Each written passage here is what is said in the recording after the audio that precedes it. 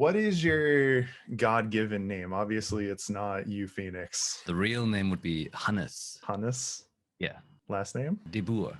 De Boer. Tell me a little bit about yourself. I was born in Germany, like very standard, like German parents, born in Germany, went to a very regular old school German school, did that. I think really a interesting reason why I'm called Phoenix. I'm not even sure if you know, like, because No, I'm not no, sure. it's not a secret or anything, but So basically, the reason I'm called Phoenix is not just because it sounds really cool, but actually because when I was 1.5 years old, I had an incident where we had a house in like a little holiday house in an area where I'm live at now, in like in this kind of area, and there was a big fireplace, like an open fireplace, like the very old school ones, big flames inside and everything, and on top there was water pots, like to boil water. So like when you slap down, I was a baby, right? 1.5 years old. Now like I was not wearing a shirt. I don't know why.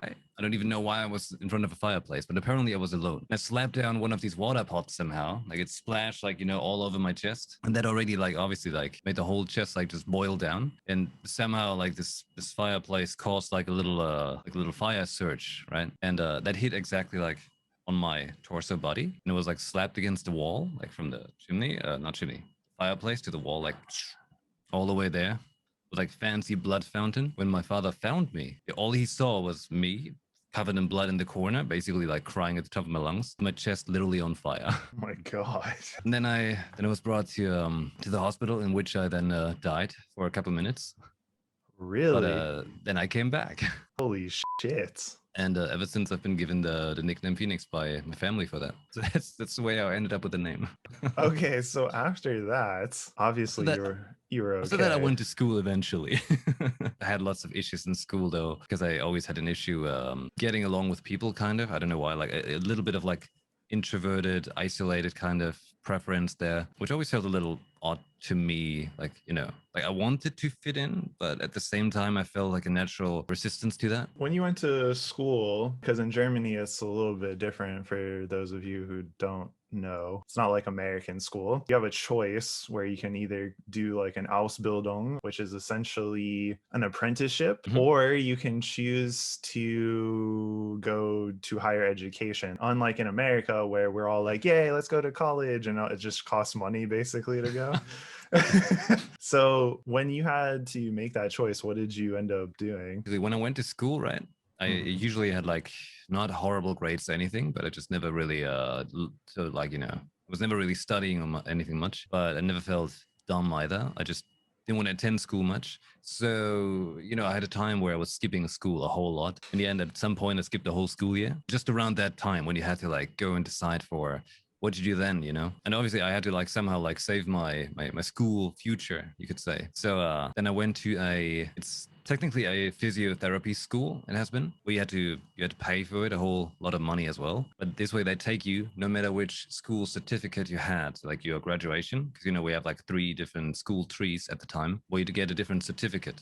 Pretty much. It kind of like ranges you in like how smart you are and things like that. Because of this whole school skipping, I had a pretty bad certificate. So I had to be like, oh, shit, I gotta fit in somewhere. And I found this physiotherapy school where you pay a lot of money for it, but it's a very, very high education actually you get there. And if you do it for a couple of years, like you do it for a certain range of time, you can become a massage therapist. If you do it longer, proper physiotherapist. Or if you do it way longer, you could even become like a general practitioner. Wow. And I was like, well, general practitioner sounds pretty cool. I'd like to do that, yeah. Because I was like, I had a pretty good connection when I was younger to my general practitioner, who obviously took care of me since I was a baby because of like my burn and everything. So I thought that would be a nice thing to do. Wow. And I did that for like a year, but it's also the kind of time where, around that time is also when the internet started opening up a bit, you could say, and What became year more was available. this? That was like 2003, I think, 2004, maybe something like that. So what, you were like 13, 14? No, I was like 15, I think. 15, okay. 16-ish. Must have been 16, yeah. It was a very wild time of years that emerged suddenly, like from school being pretty much like a very hopeless situation to me, to then going to this physiotherapy school and then being kicked out of the physiotherapy school, despite them saying everybody who attends that school does get a job. But they pretty much said that because they kick everybody else out who does not fit in their their schematics there. Because at that time, you know, the internet opened up and I found things such as J-Rock, for example, you know, like Visual K and all of these things. And, you know, anime and manga became like a thing that suddenly was super available. So I had all of these media influences, which I found really cool. And all these characters had fantastic hair. And I was like, damn, I wanna have some fantastic hair too. So at the time I had really wild hair. Like compared to today's standard, it was really wild back then. And they were not cool with that kind of look. So they're like, you gotta go. That's really weird because I would say that Germany is way more liberal than the United Oh, these States. days, absolutely. They pretty much like back then, like a handful of years later, they changed that whole approach. And I would then, for example, go to the same general practitioner at some point, and his receptionist or something would have like bright pink hair, piercings, and tattoo, and I'm like, that has not happened like years before. It was really, it was like turn of times, you could say. So you get kicked out of this school basically just for not looking like a Exactly. standard person. Well, they also like had the idea in their head because they were very, you know, you could say, I don't know, conservative or something, very old fashioned. And they did not think I was all right because also like, you know, I've got naturally like very, very pale skin and they thought it was weird too. And I'm like, well, I'm sorry. I literally have a thing, so I cannot properly build up skin color. Yeah. Like, you know, I'm not trying to rhyme him even more into like the whole vampire meme, but it's actually a thing I've got, which came from the stupid burn I got. So I Oh. literally died to lose my skin color. Wow. In my family, my mother, my sister, they have some good skin color going on. Very nice tan. Yeah, very nice tan. Like my sister, for example, she's a news reporter on German television, and she's got the nice tan, but mine is nowhere to be found anymore. And that was because of the burn? Yeah, it was like it triggered some weird trauma shock in the body, and ever since it didn't work anymore. I tried many times because I really like skin color. I think it's a very beautiful thing, especially because I couldn't have any. Yeah. And I always felt it was strange, like when I saw my mother, who's like very tan, for example. I'm like, yeah, I'd like to look like my mother. That's cool, but not work, not coming back. So you got a name plus you. Yeah, I've got an image set by like, you know, by that incident there. Yeah, pretty much. Something out of like a comic book, dude. So then you get kicked out, which has got to be super depressing because. Oh yeah, like to me it felt like there was no future. Like straight up, I thought I'm done. Like, you know, there's nothing for me to do because also you know, in that time in life, you know, life felt rather depressing. Most of the times I have like a thing of like depression going on there as well, which is a thing that has been going on through the whole life of me, where actually gaming played a very positive benefit to it. But yeah, so when that happened, you know, I obviously I thought like, damn, that's it, it's over. What else can I do now? But interestingly enough, I was like, all right, well, I was kind of just floating through the space of time at the moment. There was a convention happening in Germany, and it was a anime convention. And while I had like a fleeting interest into anime at the time as well, there was a band playing at that convention called The Gazette, and they were at the time my favorite band. And it would also be their first time they ever played outside of Japan. So I went to their concert, first concert I also ever been to, and I saw that show, and I was like, yeah, I want to do that. I'm gonna do that. I was like, this is gonna be my change my life kind of point right here. Like this is what I'm meant to do. And funny enough, the next day of that convention was like a 3-day convention. I had a couple of friends that were also there, and I was like, hey, how about we make a band? Did you have Obviously, any musical Oh, experience? at that time, no, nothing. Yeah. At Okay. that time, all I knew is I liked music, but that's it. But then we started like, you know, working on some stuff a little bit and practice a little bit. And soon enough, I would get a very interesting email. It was a very strange one. You know, in today's time, you would probably think that's like phishing or something when you see a mail like that. But it was straight up a mail from a certain person that's telling you they are looking in the name of the label Universal for people to form a band, like to make a product there. And I was like, all right, what's up? Like, tell me more. Because they were looking specifically for people with a certain style, because they needed people that had that style. That certain And I was look. like, wait, so I'm Yes. getting kicked out of school right now for a look, but something is interested because of the look. I was like, all right, I bite, say sure thing. They're like, all right, hey, so you know any people maybe by any chance? I was like, oh, I just so happen to know a couple other guys that also are interested in making a band, and one of them happens to be a singer. Wow. And so they're like, all right, cool. And then a couple emails later, a couple weeks later, we arranged a first meetup with these people, which would become our managers. We met up with them. We had a little, you know, we did a photo shoot and stuff like that, discussed like musical things to do. And basically, they were literally scouting for the label Universal for to make a band. See, their thinking at the time of Universal was to have a backup plan in a certain style in case Tokyo Hotel fails, which unfortunately to our misfortune did not happen because, because of that, we were kind of like just once we got into this label, it was like very moderate support, whereas obviously like the higher playing bands would like enjoy much bigger support from them and like promotion and things like that. But either way, hey, we managed to get a record deal this way. Like we had our album planned and paid out for us. We joined the project and we made it happen. Yeah, holy So, shit. like it was literally like that there was like a convergence of fate kind of thing happening there, where you're at the lowest point of your life where you're like, I got kicked out of something, like I don't feel like I can do much more because there was already a chance for me to take this physiotherapy school. But then getting a random email and being like, sure, I believe in chance, rather than just saying like, oh, whatever, it's this email, whatever. No, I was believing in chance and convinced the other guys to do the same. And everybody I knew at the time that I told about this, they're like, oh, nah, this is a scam. This is never gonna work out. You're daydreaming. Like I think 1.5 years later or so, when we started that whole thing, when we did the photo shoot and we started recording music and doing stuff, well, suddenly we were in the top 10. We had a golden record and stuff like that going on. Yeah, and what was the name of your band? Because you haven't said it yet. The band, oh right, it was called Cinema Bizarre because we wanted to be a bizarre cinema. We had like this certain appearance, right? Because it was very much about appearance. After all, that also became a message. Style is war, because self-expression and how you should not be suppressed for your self-expression, because in the end, that's the only way how you're unique, right? Like that's what you do. You got to be yourself. You should not be restricted in being yourself, and especially not by things that kind of like rob your future for just wanting to be the way you are. And that became a message. Yeah, which was also a thing that you were actually struggling with. Yeah, exactly. In real life. In real life, yeah. That's exactly what happened. So Universal was just betting against Tokyo Hotel, basically? Like that's no, why? not betting against them. It's just the way we understood it is they basically wanted to have a sort of backup because, they got to have their products lined up, right? Because to them, the band is not like people believing in something really. It's more like, hey, this is a product. It's got to make money. Once this stops making money, we push something else in, promote that, so maybe this one can make money. Because it's just an industry. It's kind of wild, though. What a turn of events. And so what? You were probably maybe 17, 18 at the time? Yeah.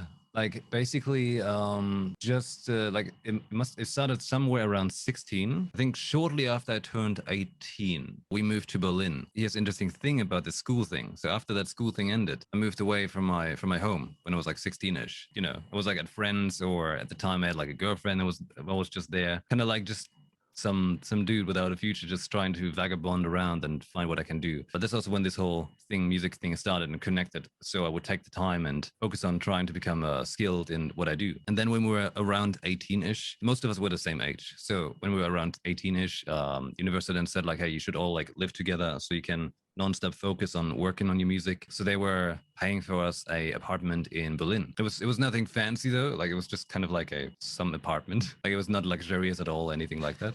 But we had an apartment then in Berlin, and it was cool. Wow. And that's when we started like 24/7, basically just working on the music. It became our life, our job, the whole thing. But it was great. And so, how long did you stay together as a band? It was only like 3-4 years, basically, unfortunately, because it was a big and wild time. Actually, things happened real fast. There was stuff going on all the time. Like at some point, we toured like every week, and then had like TV sessions like every week, and interviews and photo sessions and magazine interviews more. And there was always something going on somewhere. We enjoyed really good success. We were very popular throughout all of Europe. We had gold records, some awards, very good chart hits and stuff like that. And we even ended up touring with Lady Gaga towards like the end of the career. She even personally decided to like ask us to be her support band on her debut tour in the US. Did you guys end up doing that? Yeah, we did that. It was the Fame Ball tour in, I don't know, I think it was like 2009 or something. I don't know, something like that. So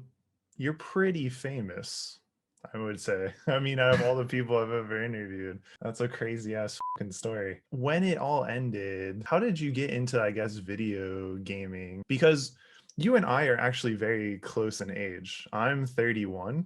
Yeah, I'm 32. Yeah. So, when we were growing up, video games were frowned upon, and most people actually would make fun of you for playing video games. Yeah.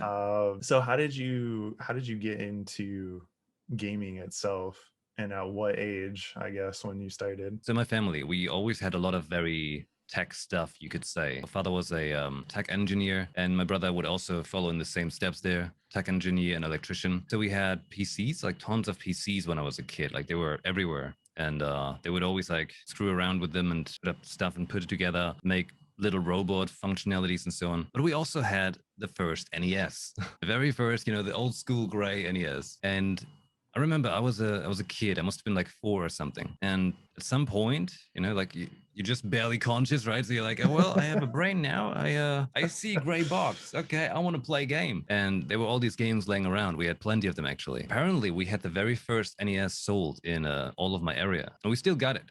Currently, it's at my brother's, but we still got it. There was this one golden cartridge. And of course, you just see everything in gray because the games were gray at the time, right? It was Nintendo's color. And Zelda had a golden cartridge. And I saw that, I was like, yes, I want to play this. And then I played the very first The Legend of Zelda. And from the very first moment when you just see that intro and you hear the music, I was like, oh yeah, this is it. And you see the sword and everything, and I was like, all right, I like this. And yeah, ultimately it was Legend of Zelda that started it all. Here you sit on my Triforce's podcast.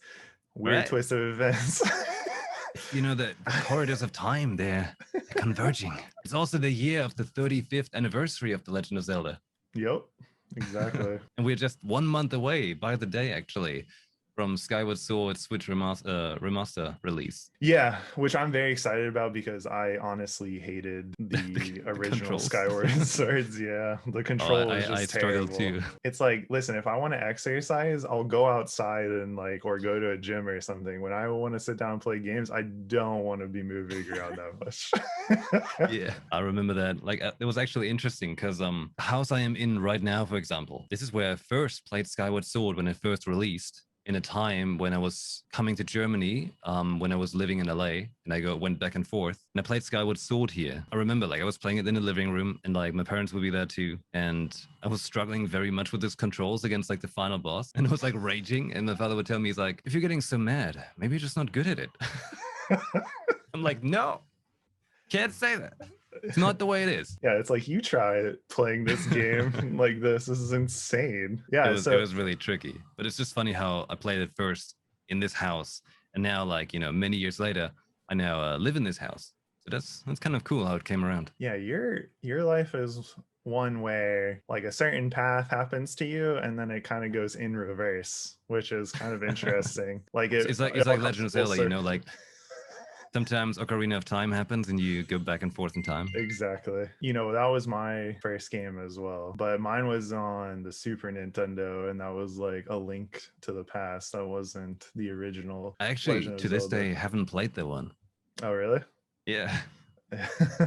Well, I actually missed out on a lot of the Zelda ones that were the old school one, you could say, where it's not the 3D ones. I think that's actually most people, though. I mean, they remade the game too, so hopefully more people have played it by now. So that would put you at 5. And then did you just continue to play games up until? Oh yeah, so we had the NES, and I started playing games, and I obviously started playing all of these other games as well. Other favorites I had as a kid on the NES were stuff like Power Blade, which was a really interesting one with a dude with a boomerang and some super armor sometimes. We had Mega Man, of course, Mega Man 2 and 3, obviously Mario games. And then at some point when I was older, I had my first PC. Because basically the rule was you had to put together your first PC to own it. I didn't have to pay for it, but I had to put it together. And all I had was instructions, but I had to do all the stuff myself. So I had my brother basically tell me, he's like, all right, so this is the case, right? You got to put the motherboard in, and then you got to, connect these things. You need the PSU, you need the graphics card, you need the hard drives and everything. And he just gave me some very light instructions, but I had to understand and figure out what these components are, where they belong, how they are connected and stuff like that. Did your dad make you do this? Was that his rule? Yeah. Okay. He was always very strong on everything you do, you should understand what you do, so that when you have it and something breaks, you could fix it. Right. That's kind of the idea. It's a very self-made family in the end. Most things we do ourselves, and we try to, be very crafty in the end. Well, I mean, I think that is an amazing life skill because most people don't even understand like how computers work or how the internet works. That's true. That's true.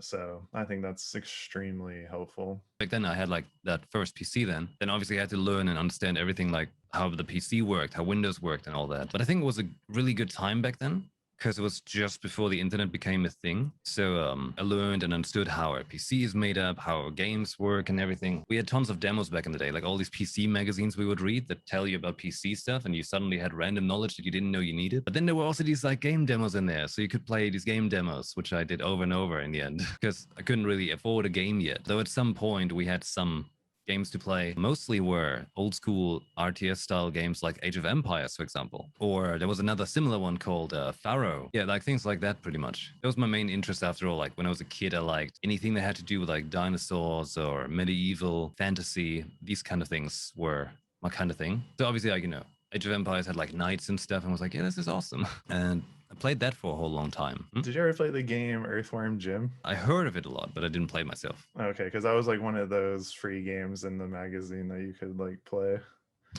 So I wasn't sure. There were so many good free games. Like I remember playing a whole lot of Star Wars Episode 1 Pod Racer. I never played the full game. I always played the demo.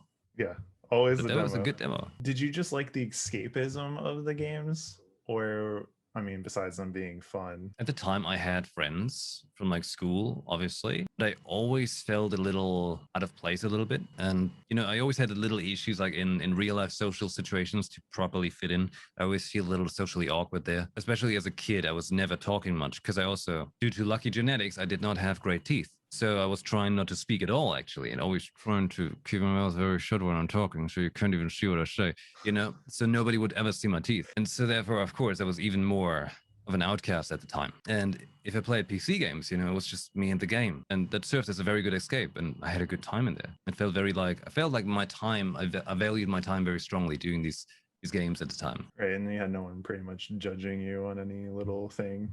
Yeah, exactly. When you're a kid, even for me, like I always felt weird and awkward too. Like, I don't know, I played games because it was fun, but also it was just like I didn't really have to deal with anyone. It was just me in the game. Yeah. Nothing else.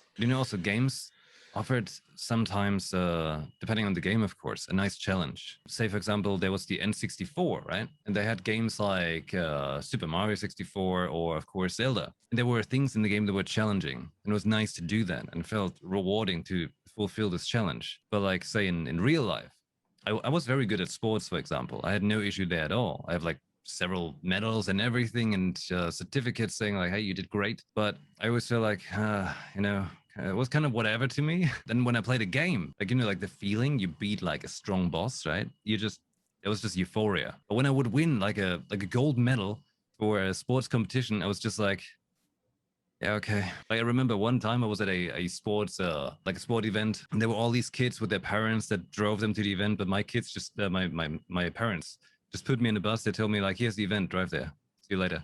So I went to the event by myself. I didn't know anybody else. I just participated, won a gold medal, and went home. While I saw all these other people, like the second and third place and stuff, they were like, they had the families there and like 10, 20 people, everybody celebrating. I'm like, thanks, my medal. I go home and play video games now. Yeah, I would agree with you on this too. Like I enjoyed the challenge of like figuring out a game versus like, in sports, I think it's just you show up, you do the work, especially at that age. Even if you do like a little bit of work, like you'll probably be better off than most people. But yeah, people definitely hang their whole life to it. But I think puzzle solving is more interesting than it's a very satisfying feeling, especially Zelda games they thrive on a lot of puzzles. It always felt so good. Yeah, or like an Ocarina of Time, like when you get like that special lure, but there's only like a 10% chance that it like drops to catch like this fish. And then when you finally like find it after running around in a circle for like hours on end, and then it's like, oh, I found it. Like that's more rewarding than like, hey, I throw a ball or I kick a ball or something like that. So yeah, I actually, I was also like very good at soccer when I was younger, because I was really fast and I could shoot the ball very well. But my issue was, as a kid, my voice is like super silent in real life. Actually, like this microphone is doing it a lot of work, because the voice itself is very It's an odd frequency that can't get very loud. So like when I was playing soccer, I couldn't communicate with the other kids either. So I was like, all right, I guess I just make a one-man show soccer play. But obviously that's not soccer for them, even though I was like scoring goals. And that just made me feel even more like, well, I guess I should not play soccer with the kids then, you know. Like I was trying to be part of the kids very often with many things like that, but I always felt like it was again like just pushed away or something like that, or I didn't quite fit in. And kids especially are cruel, of course. So that drove it in even more for me to be like, oh, okay, I guess I shouldn't be too much around the people. When you were in your band, did you still play games, or probably, or did you have time? Oh yeah. To get to that point, we gotta go back in time again. To I was like, time when was I think I was 12, something like that. Let me don't let me lie. Let me look it up. When did Final Fantasy VIII release? In 1999. So you have been February. like 9 or 10. Yeah. So around that time, I had a friend who would become my best friend then as well. Interesting enough, his father and my father were best friends as well, but we somehow randomly ended up being best friends as well. Even though we didn't know before or knew that our fathers were friends or anything like that. But yeah, we met in school and became best friends because he also was more of an outsider. So we were like, hey, two outsiders fit together. And he had like this wide array of like games already and like media things like books and everything because he was, you know, he was an outsider. He was very well versed and interested in all of these things already. And he also had like such a supply of it, you could say, because you could say like a little better off at the time, you know? Because like my family, we didn't really have pocket money or anything. Like it was very hardcore, like what you want, you got to work for. Even if it's just like, you know, running around the neighborhood and asking everybody, hey, can I mow your lawn? And mow your cut the grass. Yeah, you got it. Yeah, you got it. Like do the grass cutting for neighbors and maybe get like $5 or something and do that until you can afford what you want to have. Because of that, I had obviously like a very limited amount of things actually. For example, when I bought Majora's Mask or Pokemon Red Edition, it's like I was working like a whole lot of time, like a couple months to be able to afford those. And it's probably also why it's such vivid memories in my mind. The time I obtained those games, because, you know, there was this whole ramp up, the whole trying to get it kind of time. It really drove it in and made it like that big reward for me. So it had to matter, of course. I'm like, I worked so hard. This has to be good.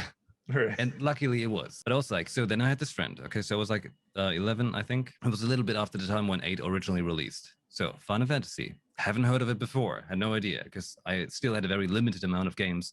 Mostly played Nintendo games, especially Zelda, or on PC I had like this handful of other games and demos. Then he gave me Final Fantasy VIII for the PC, and I was like, all right, I'll try this out, because he was like, hey, this is really cool, you know, there's like, it's fantasy, it's got swords and stuff. I was like, okay, cool. Put that game in, and you get this intro with like the Liberi Fatale song and this crazy intro of like Squall and Cypher fighting with the gunblades. And I was just like, whoa, I'm in. This is crazy. And then I would suddenly spend months just playing Final Fantasy VIII. And it was completely absorbed in that world. And I also like was thinking at the time, damn, I wanna be a Final Fantasy character.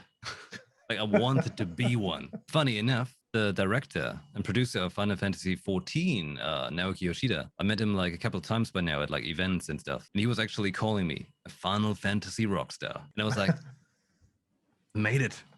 I actually made it.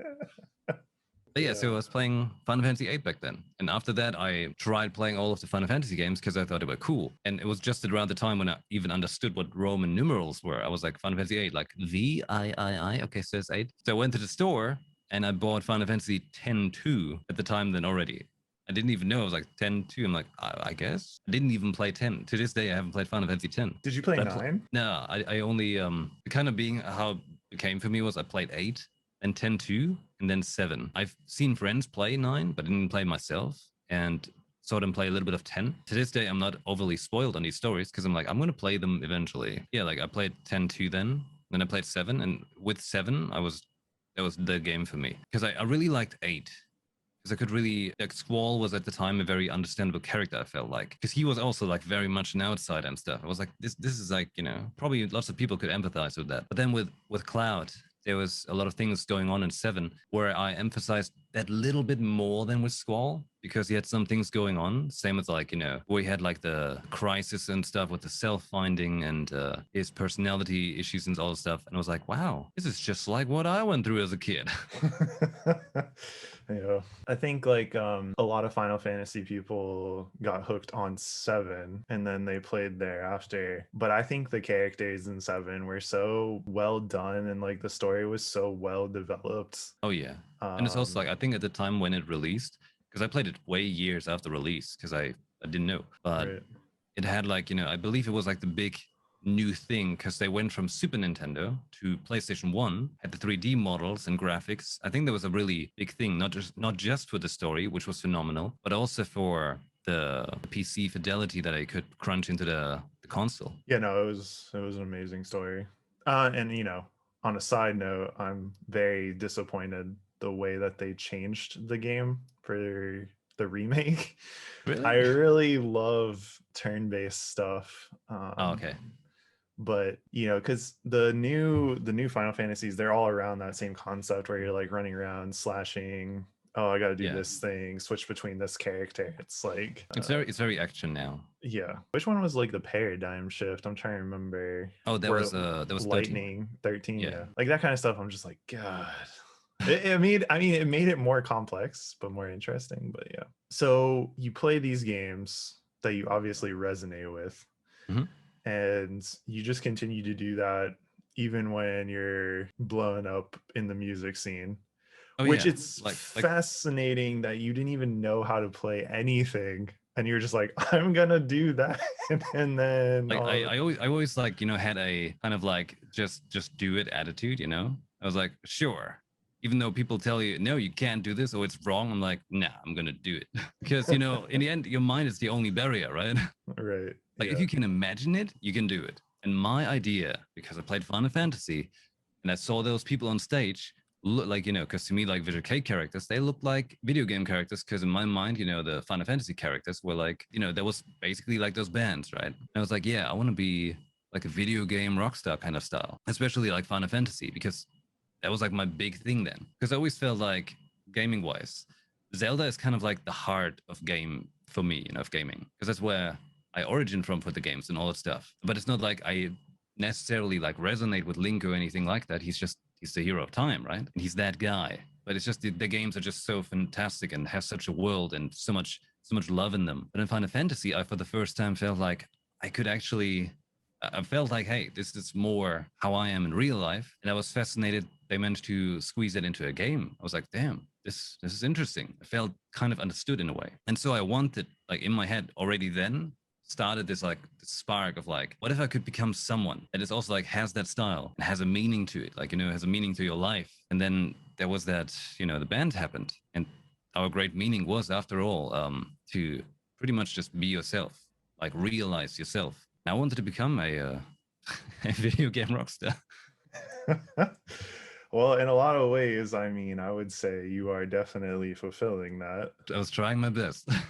Yeah, Because our and whole like image that we were trying to do with the band as well had like strong video game influences after all as well, of course, the visual K influence from like the Japanese bands. And also like when the band was going on, then I was still playing video games a whole lot. For example, during most of our touring I was playing on my PSP. For example, Crisis Core became like a very big game I played at the time, or Final Fantasy Dissidia and Dissidia Duo de Sim. I played godless amount of hours. These games, they carried me a lot through all the touring life. yeah, because that can be boring, monotonous, and There's a lot lonely. of waiting involved too. Yeah, just like, okay, I guess we're here now. Yeah. Just have to wait till it's time to There go was on the also like show. there was also the time where I bought my first laptop.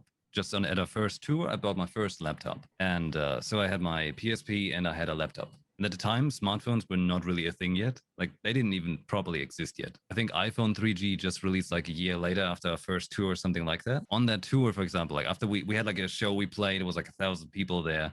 And after the show, I went into the tour bus with the crappiest Wi-Fi you could ask for. I was on my laptop, and it was actually like raiding in World of Warcraft with like some very dorky little mouse in the laptop, like sitting like on the tiny desk. Like everybody outside's like still partying, and there's like tons of people. I'm like, no, I gotta raid. There's Ragnaros. I gotta beat Ragnaros. So like gaming was going on the whole time. And come hell or high water, basically. Yeah.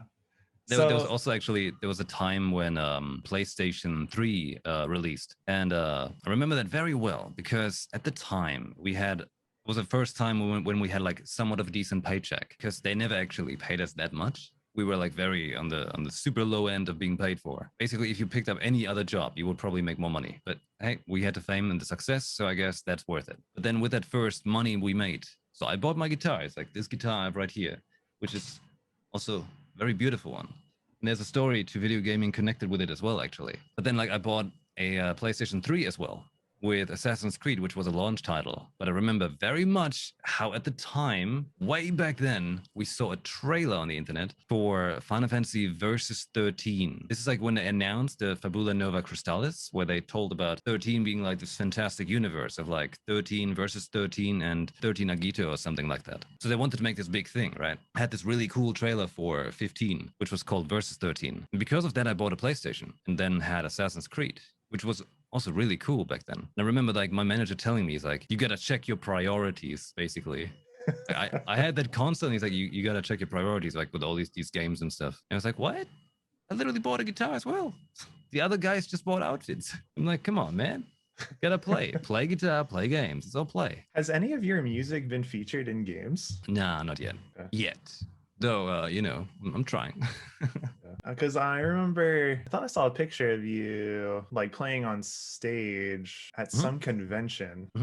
I can't recall. Hold on, to get to that point, we gotta still go through the story here. Okay. It's a bit of a story time. At some point, there was the game Devil May Cry 3, which I played when I was younger. It was also like around that time when I played it, like when the band was becoming something. I actually didn't play Devil May Cry 1 and 2 originally first. I played 3 first because I saw the cover and was like, damn, that looks cool. Because, you know, you had Dante with the cool red coat and he had white hair. And I was like, that's badass. It's serious. I like that. Then I played that. And you know how he's getting a guitar in the game? Like the Nevin, the purple guitar that can shoot lightning and bats. Yeah. And I thought it was so damn cool how he was fighting with the guitar. There was another strong impression on me at the time. And at some point, there was Devil May Cry 4. With Nero. And I very much vibed with Nero already because he was a bit different to Dante. Because Dante was always like, you know, he was a bit more cocky, a bit more outgoing kind of personality, a bit more of an extrovert, you could say. But then I played as Nero, and he seemed he was more like the broody, edgy kind of guy. And I was like, yeah, I like that. I fit it right in there. And he had his 2 weapons. He had Blue Rose and Red Queen. And I quite liked that. And I really liked his fighting style. And so then years later, when I bought the guitar, I was like, all right, this guitar needs a name. And I called the guitar, well, it might sound a little too easy to detect, but I just called it Red Rose because, you know, these things made it look like thorns to me. And it was red. So I was like, yeah, that's Red Rose. And the little trucker girl at the bottom actually is something I picked up on the Lady Gaga tour. Oh, very nice. Because I was thinking how in Devil May Cry, you had, in Devil May Cry 3, you had a guitar which was that female vampire. And I thought like, well, it's Red Rose. It's like a girl, like a guitar girl, you know? So I was like, all right, you need that little lady on there because, you know, Nero had like Red Queen and Blue Rose. So I was like, all right, combine these things. The guitar is basically Red Rose, which sounds a little on the spot though, but it's red, it's a rose, it's like has this lady on it. There we go. That was my idea going with it. Yeah, no, that's perfect actually. So pretty much Devil May Cry played a big role. That guitar has a name. And it's still the only guitar I really kept throughout all these years because I had many guitars. I've sold most of them, obviously, but that one I kept. Your whole music career is also very much shaped by basically games. It paved the way for the gaming career as well, in a way. Because like the games were there from the very start, right? And then it would accompany me throughout the music times, and then like still to this day, obviously. And now it's the time in my life where I'm trying to combine the two. But to make the story go further, pretty much, there was a time. So after the band, right? So the band, at some point, we drifted apart, right? Lots of issues going on, lots of issues with the label and stuff as well, lots of issues with the pay because we totally didn't get what we were told to get paid. It's pretty much like, I'm like, where's my million? With the little money I had at the time, after we had our big Lady Gaga tour, we still had our US visa. It was like good for a couple of years, actually. I was like, you know what? Because the last show we played was in the US, actually. And I was like, what if I just stay here? I just decided, you know, I'm just going to stay in the US. Because at the time, I was like, I was knowing this girl. We would end up in a relationship, of course. And she would let me stay at her place. And that's how I basically started being in America. Well, actually, first, during the time of the band still, I was actually for almost a year spending time in New York with the girlfriend I had at the time in New York. Unfortunately, I wouldn't see very much of New York, but spent almost a year hanging out in New York. And then later, when the band finished, it's when I stay in LA, and then try to make a new band in LA with another member of Cinema Bazaar still, who was staying there with me then, which unfortunately didn't work out. But we made a lot of crazy experiences in LA, a lot of things we went through. It was a wild time. We were in Las Vegas in like the best suite of one of the best hotels and stuff. And we've known like millionaires left and right inviting us to parties, and weird things happened.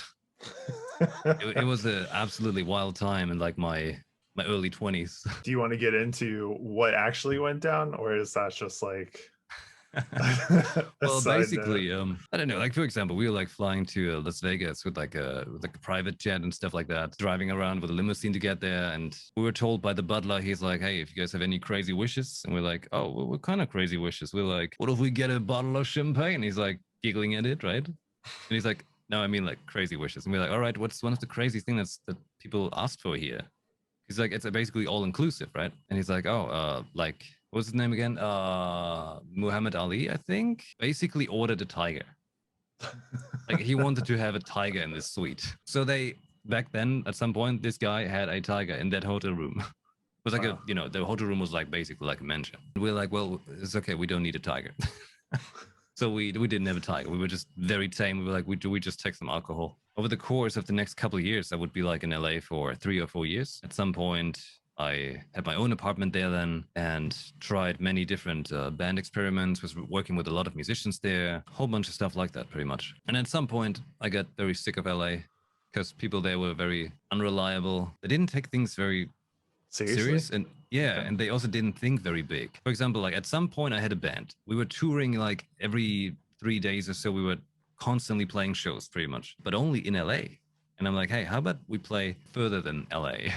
But all they wanted to do was just to play in LA because they wanted to be LA rock stars. I'm like, nah, I want the world, you know? And I had like a lot of connections still, obviously. I had tons of connections to like touring in Europe or something like that with the touring label we used before. They were offering to organize a European tour, for example, or maybe even one through the US. And these guys, they were just tail between the legs. They're like, no, we just want to play in LA. Like keep it in that little tiny little control room they got. I mean, it's a big That was weird. commitment, though. I mean, like touring is insane. It can be insane, and That's true. people But don't to want to like like give up their freedom basically to kind of, yeah. yeah. Just to me in my mind, I always thought I'm like, well, as a musician, I think you would want to make it as big as you can, go around the whole world. That was my Right. worldview of it. And most people I knew, they agreed and they really wanted that because after all, like the chance that I had to become the musician I am, especially at the time, was like 1 in a billion, pretty much. Like my producer to this day, every single time, he's like thinking about how crazy it is that happened to me. And I decided to be pro chance. I'm like, I will pursue that instead of doubting it or something. Yeah, we're being scammed. Yeah. But that's also like the other point where actually the other part of my name came in, which is you, because I came up with the name YuPhoenix, right? First off, I came up with that because with all of these things like Visual K, they had all these cool names, right? Which were, I mean, obviously they were mostly Japanese bands, so they had Japanese names, and I thought it sounded cool. I was like, yeah, I gotta have a cool name like that to be like that gaming rock star, right? So I came up with the name You for multiple reasons, actually. One reason, because it's funny for English-speaking people when they're like you or you know, it's a little mischievous there. But then also the name itself, the connection to it. Initially, I took it from the name Yuki, which meant snow, and I was like, I really like that because I was like born in winter. Also, the scar like occurred around the time, so it was like, all right, cool. It's like, you know, winter phoenix, something like that. But then I was like, maybe not Yuki, maybe just shorten it. So I shortened it to You, and I figured out the meaning of the word You was also courage. And I was like, yes, this is what I want. Courage is the word I wanted for it, because with this whole band undergoing and going for this chance, I was feeling like, all right, I gotta do something. You know how people say you gotta do something that makes you uncomfortable sometimes? Pretty much I wanted to create a vision of myself, a something that I was not, because I was at the time, I was very, I was a silent, insecure, self-doubting person, right? I felt I was very hopeless, and I wanted to create something that was beyond me, something I could then become, pretty much. So I made You. I was like, all right, this is still going to be You. You stands for courage, and he's doing this because he does things. He would do the thing, pretty much. Like he's brave. And later then when I took the name Phoenix on top of it, because initially like I always thought to have like Phoenix as the name, but it was like maybe it's a little too standard, so I went with You. And it took a couple of years until I made it into YuPhoenix and combined the two, because initially they said for like the band we all just had one name because it makes it easier. But I was thinking YuPhoenix was cool because it's basically like reborn courage. It's like you give yourself that another chance, another shot at life to make it into something. So I went with YuPhoenix. So let me try to like place this in the story. So like That was happened around like 17 years old around. because you already had the Phoenix part because of the accident. Yeah. I just So never really used it, but it was always right. there. Like the Phoenix was always part of me in a way. I always felt like the Phoenix chose me rather than I chose the Phoenix. Because I was thinking, of course, when I was a kid, I was like, hey, dragons are cool, but maybe it's a bit too corny. And I was like, but the Phoenix is like, it's always been there, you know? Yeah, no, I mean, I think the symbology is fantastic. I mean, that's why I ended up getting the tattoo on my chest as well. Like on my right chest, I have a Phoenix tattoo. Left chest is like an entire scar. I don't think I should show it right now, though. Yeah. Yeah.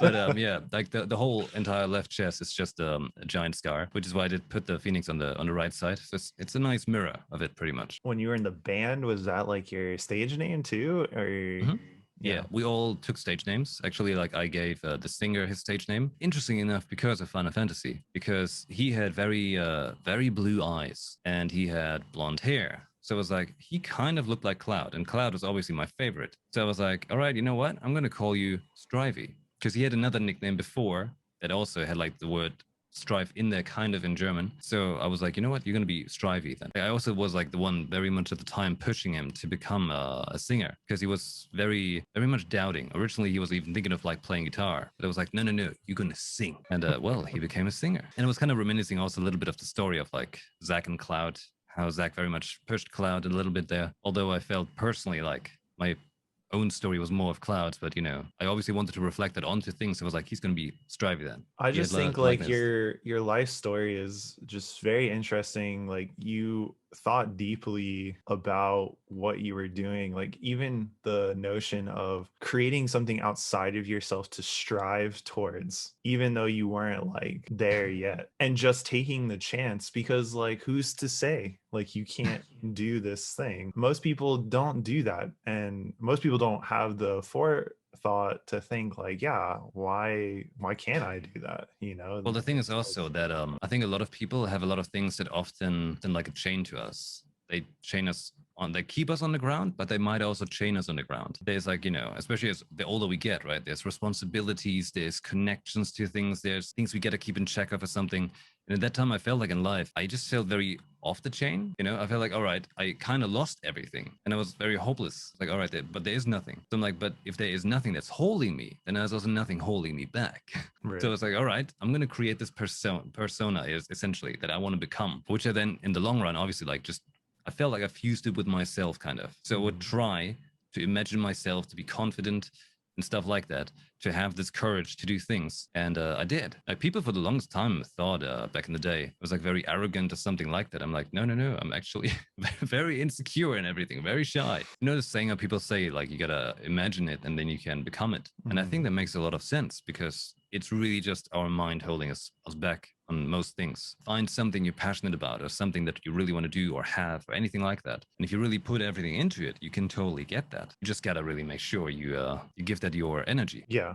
But most people, they want a safe life. So like they'll say like, oh, I want this, but they're not Oh, yeah. willing to do anything that But would even that's also like comes exemplify down that. to like personal attitude, of course, where it's like there's people who like to take risks and there's people who really prefer security, which is fun and fair because, you know, we got to be diverse people. Otherwise, it would be really boring. I've always been somebody who took risks. I enjoyed that thrill that's in there kind of.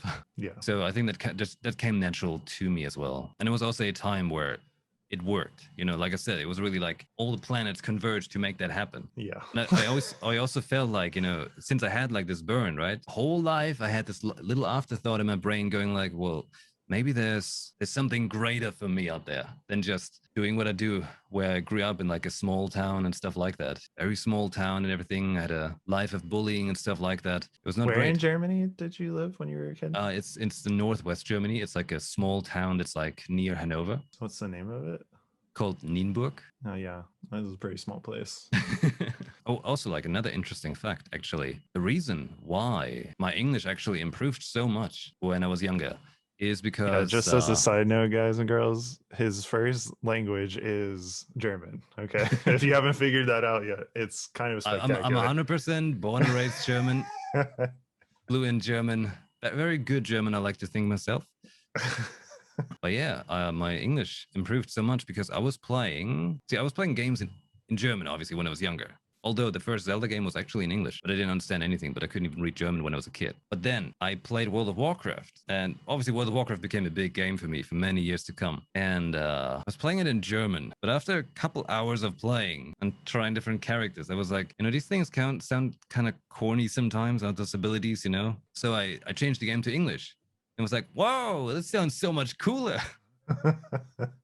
Yeah, like these abilities, they have a cool name and cool ring to themselves. So I turned the game English and I kind of stuck with that. And I was reading all the quest texts and everything. And this way I had like just so much English going on. I started watching like all of these anime with the English subtitle as well, and watching movies in English or shows in English, and slowly started reading books in English. So I just versed myself very much with English to have more understanding of the language itself, which helped a whole lot. Like it basically made a good setup. But then also, when I was older, like 19, 20, and I started dating American girls, they just, you converse with them obviously in English. So practice was just ongoing the whole time. And for the last over 10 years, I basically speak 90% of the day is English. It's crazy.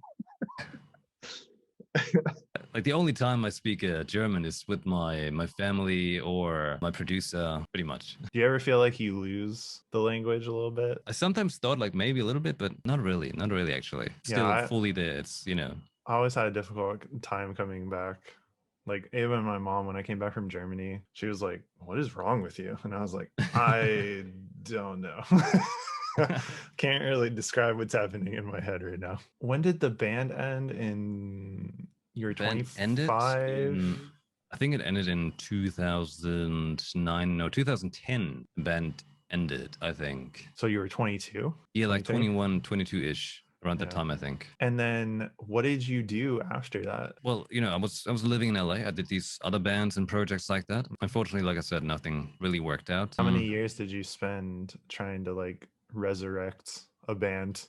Oh, I think it was like straight up like 4 years or something. Jesus. Like maybe even 5. It was like 4 years in LA. And then after that, I was still trying to make a band's work for like, I think another 2 years or so, from like long distance, kind of like trying to make it work. Because at some point in Germany, I got connected with my producer, and he's a really cool guy, and he's very believing in it because he likes that ambition that I put into all of that, and he very much wants to support that. But he understands it's like tricky to get that done, to get other people onto the same level, because a band is difficult undergoing, getting all of these people on the same page. That's why it was so lucky for us at the time when we made the band originally. We were all on the same level. But the older you get, it's tricky to really pull it off. Did you just like give up on that like eventually? Not really give up. It was more like at some point I just got really sick of LA then, and the money got drained real bad at some point too, and I was like, this sucks. So it was like I gotta go back to Germany. I gotta rethink what I really want to do and stuff like that. And at that time, my parents had so originally, like I was living in Berlin when I moved away from my parents. Like I moved out when I was like 16, and I first came back to my home when I was like 25, I think. We actually, like in my family, we've always been building houses pretty much, like very self-built, like self-made. For example, like one of my first rooms I lived in, I had to put together my own wall, like stack the stones, put the concrete things and stuff like that, which I made a very crooked wall, which lasted forever as a memento. But it's a very self-made family, and we made these houses ourselves. And in between the time when I was living in LA, I would always go back and forth between LA and Germany every couple of months, like every half a year or so. And I would stay for a couple of months in Germany. We were building this house I'm in right now, actually, at the time, and another house in my hometown where my brother was living in there at that time, because he too moved away when he was younger, did his job and all that stuff, and then decided, hey, I want to move in my hometown again. And so they had this house over there, which was a very old school house, and we remodeled it because we know all about the remodeling of like carpenting and stone work and electricity and everything. We pretty much built a house. We had a shell of a house and we made it into something great. We did the same to this house as well. So we had 2 houses, one for my brother and me. So we got lucky we had this house, right? And my parents had this one. So we had that house. We had to pay rent and everything too. But yeah, we had a cool place to live at. For the most time, it was like lots of housework, working on that because the idea was we get to keep this house for years and years to come. So we try to make it great, and a lot of work flowed into it. But the same with this one. So we would often come here and like work on this house. And at the time, I kind of music wise, I was doing it very casually, you could say. But I was working also as a guitar teacher. Like I was giving guitar lessons because obviously I had to make some money somehow. Because being in LA, I drained pretty much everything I had. Yeah. California is expensive. Yeah. Super It was expensive. nonetheless, it was a really great time. I don't regret spending all the money, but you know, eventually I had to be real about it. And I was like, all right, I'm in Germany. So I was doing guitar lessons while working on the house. And obviously I was playing games. I was always playing games. Like throughout my whole life, I was playing games. On some really crappy MacBook I had at the time. It was horrible. No one should be forced to play on a MacBook because it's a really bad idea. Well, most games aren't even made for Mac, so Yeah, I had like boot camp and would install Windows on it to be able to play. I had like no FPS at all, but I somehow made it work. Actually, when I was living in LA for a small time, I was making money pulling people through the arena in World of Warcraft. Like this, it's like this PvP thing where you fight like 3 against 3 people, and I would actually get like paid to do that. really. Yeah, it was really wild. Like I would pretty much like do all the Warcraft arenas, and then afterwards I would go to a show because with these shows we had to pay to make this show actually happen. It was a weird trade-off. But yeah, then I was in Germany, and for a couple of years it was just kind of, you know, a little bit quiet life, you could say. I was still planning on music projects, but just didn't really know who to do it with. Really, I released like one song within that time because I found a singer that wanted to work on it. Unfortunately, all the other songs we worked on never got released. And I had another friend I worked on with who was a great singer as well. We actually have like a whole album pretty much. It's like written and recorded, but we never got to release it because he was from LA and kind of like last minute he was like, nah, don't want to do this. We never got to release anything. Wow. Music So people it's a are lot of- sound so flaky. My God. I think I was just really unlucky. And I also had like way less people understanding, especially of Americans, because to me, there was a whole new world, you know? There's a different mentality going on there too, especially in LA. And I had no idea really. Like for me, LA was never the great fancy as it is for some musicians who they desperately want to live in LA. They want to go to the Musicians Institute and like, you know, all these kind of things. But to me, that was never really the case. For me, it was just LA became a nice thing because we were on tour with Lady Gaga. We played in LA. And during that stay, we were 2 weeks in LA initially. And I was like, damn, this is cool being here. I like this. And that was my key reason to stay in LA. I never had an initial fancy for it to be in America or anything because my main interest has always been like Japan. And I didn't even listen to any American bands to this day. Like my main interest in music is still Japanese bands. I mean, I never liked LA either. Tons I of met people. someone that was like in a hotel and he was from Florida. And I was like, why are you here? And he was like, oh, I moved here so I could like play in a band in LA. And I was like, but why? Because in LA, everything is more expensive. And if you're here for like the surf, although yes, Florida surf isn't as great as California, like there's still a beach and it's much cheaper to live. I never understood either. And I've lived here most of my life. And I'm just like, ugh, I don't want to go over there. Oh, I've only been there once. Mid-20s, I Yes. moved back to Germany. I was like, you know, pretty much like just trying to make money with the music as in like guitar lessons. And I was doing some ghostwriting where I did like lyrics and stuff for like projects and paid me for it. And trying to work on some music, trying to pull things off, but we just never found the right match or something like that. How'd you get into like streaming and stuff? So I was at the time, I was playing guitar a whole lot every day, especially with the guitar lessons. I was working out from home because I built my own home gym at the time. I was trying to push it very hard. And I was also doing a whole ton of construction on the home, like heavy construction, you know, where like it was like physically like intense very much. And I was playing video games a whole lot too. And at some point, I injured my wrist. My right wrist actually to this day has built a little fissure inside. Because I thought like, oh, maybe it's just like carpal tunnel syndrome or something like that, you know? But it actually was like there's like a fissure inside, but they don't want to really operate it because there could be more could go wrong than right with that. And with such a thing, I'd rather not take a gamble. Yeah.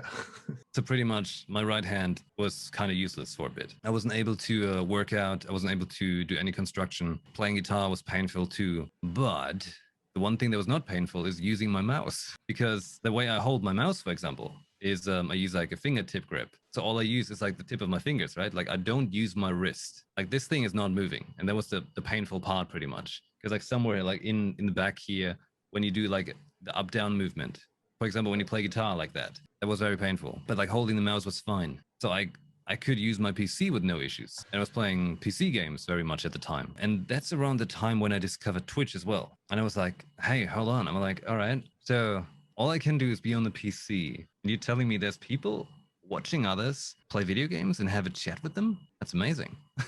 It's fantastic. And like my whole idea was like, all right, so I can pretty much get a better connection there with the people. Because one other big thing I always had, also like way back then in the band days, for example, because one of our big early successes we had, not because the label promoted us, but we had that success because we engaged with the fans a lot and we were trying to reach out a lot. Because that's at the rise of MySpace back then. And at the rise of MySpace, we created those profiles on MySpace and connected with everybody and told everyone about the band and replied every single DM we get. Like we were hanging out in an internet cafe every day for like 2-3 hours, doing nothing but replying messages and telling the world about a band pretty much. That was the initial huge boost of our reputation. And I really enjoyed that.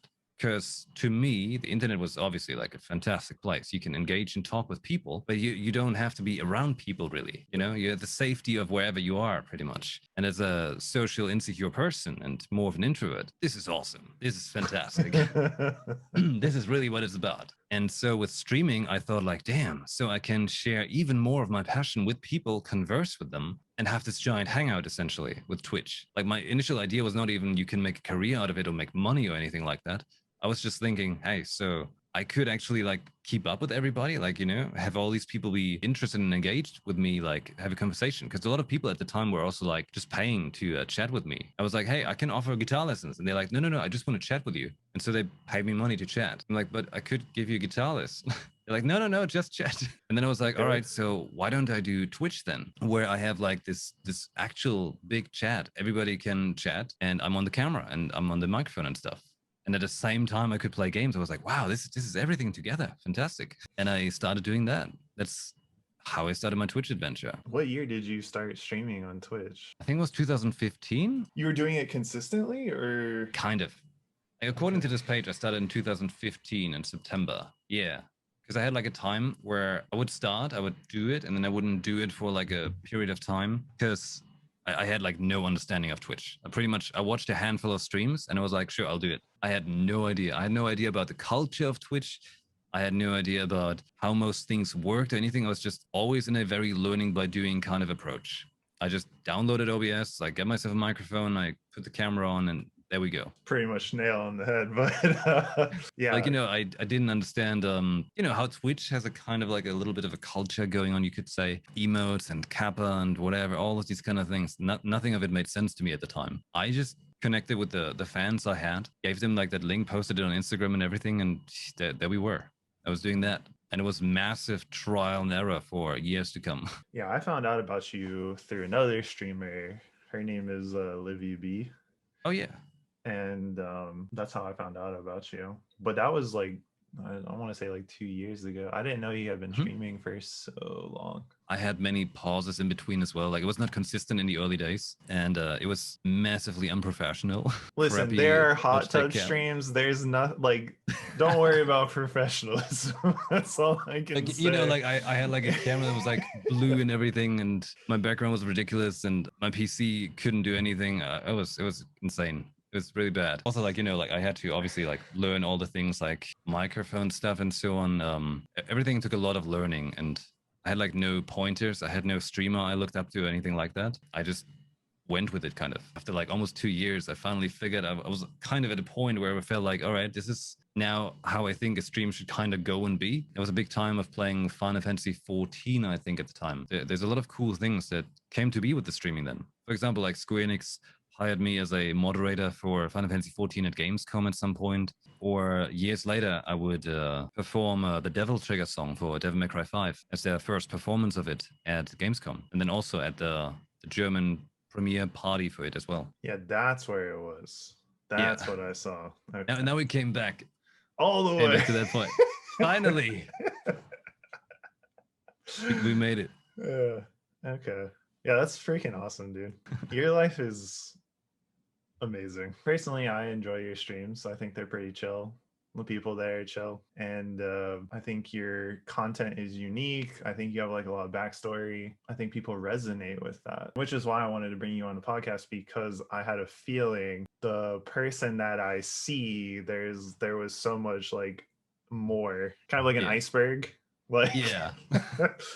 because There's always more. I mean, sometimes, because like a lot of the people that are very popular streamers, they haven't done anything else and they've gotten like recognized because they've That's done true, yeah. something stupidly crazy. I don't know if you remember, but like on YouTube, there was like that whole sect of people that would just like hurt themselves to like get views basically. And then they All right. kind of like transferred that into like a Twitch stream. And they have like thousands of subscribers and they just play video games, but everyone just knows them from YouTube or they know them from something else. Rarely do you meet like a musician who's gone through like the whole cycle of being a musician and then ends up on Twitch. Yeah. You know what I'm saying? But it's like curious. Like I felt very much like the years after the band, it really felt like I kind of fell from grace there, because like you lost a lot of fame at the time, of course. I just felt like it was all pretty much gone. A ton of fans just jumped off. They were like, all right, band's gone, we're gone, And after all, I was just 1 out of 5 people off the band. So like a certain like little splinter cell of people kind of stuck around and were obviously like engaging with my social medias and all that, which was always really cool. Obviously, there's a lot of creepy people.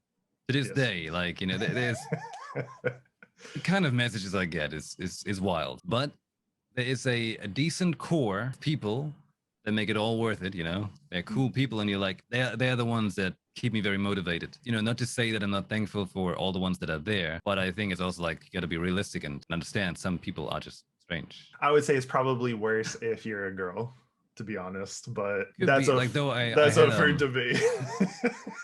I known a couple of girls that enjoy a very, very, very high amount of popularity, and we did some kind of like, you could say, comparisons of certain like things and messages like that. We kind of ended up even, and it was like very odd because it kind of seemed like a worse trade-off for me. I feel like that there's sometimes the bad kind of outbalances the good. I was like, that's a bit weird.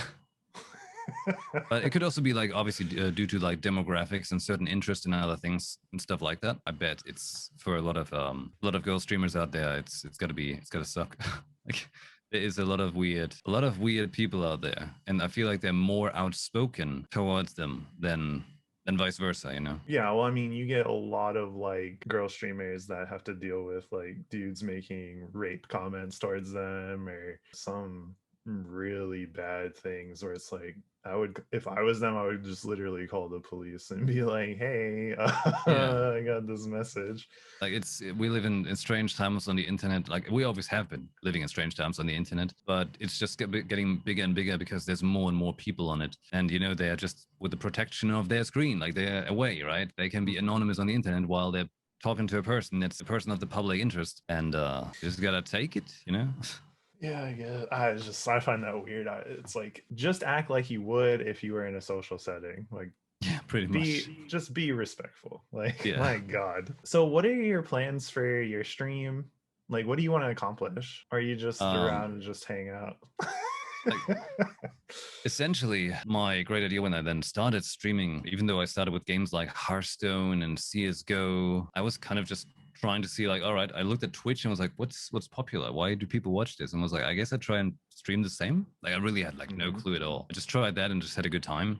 And that was cool for a while, but eventually I figured I'm like, I wanna do something more with it. It's also like when I did like a lot of Final Fantasy 14, where it was then cool you could play properly with these people, right? Because an MMORPG, you probably played with them, which for some reason never really worked for me when I played World of Warcraft. I guess the kind of people I attracted, they just preferred Final Fantasy 14 rather than World of Warcraft, which is fair. Then also like a whole lot of variety as in like story games, which I wanted to play, never got to play. So I figured I could utilize the stream to give myself a better push and reason to play these games, these stories, experience these stories, but share that experience with all the people. Like that was a thing that I very much enjoy actually. Because obviously it's just cool. You get to hang out with people and you deliver them a good time. In my streams, for example, I like to think it's a very chill time, and I like to bring on a very motivating attitude to people. But overall, it's not like a stream where I'm like crazy and I throw my chair or, explosions and everything's going insane. It's not a high octane insanity stream where I play battle royale games or anything. I try to make it a very comfortable hangout, a time where people can enjoy and feel like it's more of an escape from whatever's going on in the world and in their lives or something like that. It's kind of like a little bit of a sanctuary, you could say. A place where people are accepted, they're tolerated. You can be the way you want to be. Within reason. Yeah. and at the same time, they can then get to experience all these games together with me, like go through these stories and all of that stuff. That's a big thing that I really much enjoyed about Twitch, and that I still want to make work. It's a lot of trial and error on Twitch. And especially like, it really depends also on even stuff, how you look can be very tricky on Twitch because it's still very, very niche. I have decent amount of fans on social media still, but obviously on Twitch, it's not really fans. It's more, they're followers. They follow the channel, right? I feel like there's a different approach to that as well. And I feel like it's a more personal thing in that regard, because you also have the direct interaction with these people. And yeah, I'd like to do that, do more of that, get people these experiences, share these experiences, and kind of like grow together with them in that regard, that they get to see all of that as well, and maybe even be a benefit to the people's lives, that they watch the stream and they will have a good time. They come out of it and they don't feel worse, but they feel maybe even enriched, or even just like they had a decent time and it's relaxed. Yeah, I was just wondering more or less, like some streamers, they have like a goal, like I want to be this big, or I want to like do this very specific best, like thing. no one ever was. Yeah, pretty much. So I just didn't know, because it's like you sound like you're a person that really does have like goals of like what you want to do. So I wasn't sure if like that kind of translated. Well, with the streaming, since it was such a new thing as well, I wasn't sure what I really could aim for or should do. Technically, I was just thinking I just like to do this in a very nice way, where I connect with cool people, I experience cool things, and if I can make a living out of that, I'm like, that's fantastic. That was the idea. And pretty much with the money I make with the streaming, I fueled my music projects that I'm working on. For example, right now, I am working on a whole new project as well. It'll be called YuPhoenix, but I have people working with me on songs. But instead of just focusing on just one individual person that would sing on a song, I will try and get other people so I can actually have more people on it. And yeah, and the streaming is pretty much funding that. So I take the money from the subs and all that stuff, pay like what I need for the live, of course, and then the rest goes into music production. And right now I'm in the process of releasing a new song soon. It will be called Save Me, and I'm pretty much just working on the last finishing touches right now. Very cool. And do you have any like final words you want to say to people? People should, or at least I think it would be in people's best interest that they should believe in themselves. And if they don't believe in themselves, then believe in a something that they could become, and then believe in themselves. Also, always chase your passion. If you find something you're passionate about, hold on to it. It could be anything, even if it's a very trivial thing. If that's your passion, that is your passion. And people can't take that from you. Even if people might make fun of it or think it's not the right thing, you only know for yourself what the right thing is, and you know what's best for yourself. At least, hopefully, you know what's best for yourself. You should know what feels good for yourself, and you should pursue that. Go at it with full speed to make your life something that you want to that is worth living. So if you look back on your life, you don't feel like, oh god damn it, why did I do this, why didn't I do that, this kind of thing of don't really have regrets in best case. Well, I really appreciate you being on the podcast. Thank you very much for having me, and thanks for letting me blab up basically for like 2 hours. Yeah, no, I mean, your story is fascinating. I was very excited. It's taken me like 10 months to actually get you on the podcast, so I'm very happy about that. I appreciate you coming out. It was a good time. Really enjoyed it. What's going on, everyone? Thank you for watching this video. If you like this video, please click subscribe and hit the bell notification. Remember, it's not enough just to subscribe anymore. For some fangled reason, YouTube makes you click 2 buttons. That's not my fault, okay? So you have to click subscribe, and then if you want to get notified on new videos, you have to turn on the bell notification.